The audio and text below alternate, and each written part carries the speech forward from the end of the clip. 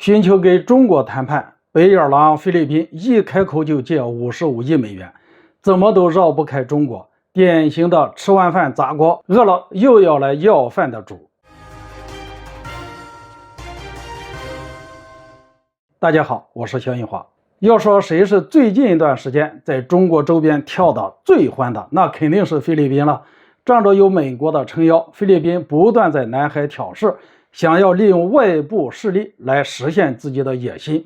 举两个例子，菲律宾与美国举行大规模军事演习，以及菲律宾向美国提供4个军事基地。前者看上去只是两国之间的军事互动，但因为演习的地点在南海，所以含义也就不一样了。后者就更明显了，让更多的美军入驻自己的本土，把国家安全交给美国的同时，也在配合美国对抗中国。美国之所以想要新增在菲律宾的军事基地，就是想要进一步的围攻中国，要不然如今的拜登政府也不会频繁的和菲律宾、日本、韩国等中国周边的国家进行互动。或许很多人会反驳，日韩两国本来就是美国的盟友，过去与美国之间的联系就不少，但我个人看来，相比以往，现在的美国大有主动与日韩互动的迹象。不过这也扯远了，我们今天说的是菲律宾。站在菲律宾的角度上，这个国家的恶意操作已经降到了低点，在南海有一种剑拔弩张的态势，很大一部分原因不排除是美国在背后挑拨和怂恿。只是外界没有想到的是，菲律宾突然来了一个大转变，从强硬到寻求和中国进行谈判。有消息指出，菲律宾交通部副部长近日对外表示，虽然菲律宾在2022年叫停了与中国达成的价值49亿美元的3条铁路贷款项目协议，但由于采购价格上涨，菲律宾方面将重新启动这份协议，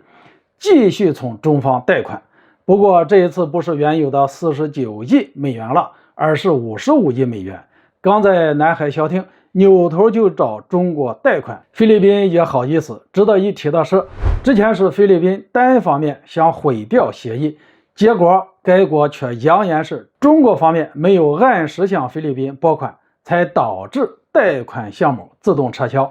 现在菲律宾又想重启这份协议，却是在挑衅中国在南海主权的背景下，开口找中国借55亿。说到底还是菲律宾脸皮太厚，如此典型的吃饭砸锅又要饭的行为，估计也就菲律宾能干得出来。那么菲律宾为什么要重启呢？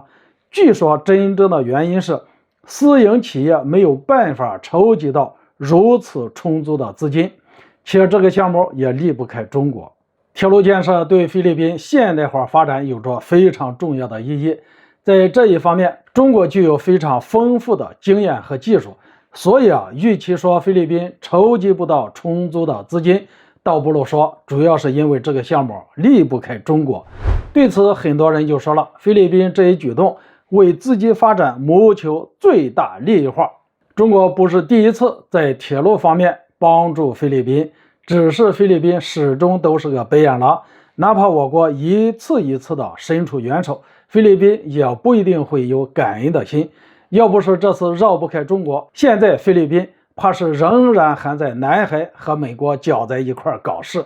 铁路项目搁置不前，说到底是菲律宾自作自受。中国为什么要搭理他呢？更何况获得中国贷款和帮助的国家数不胜数，我国大可不必给这样反复无常的国家以巨额贷款。当然了，除非菲律宾拿出让中国满意的诚意来，要不然这事就得好好商量一下了。好了，今天就说到这里，咱们下次见。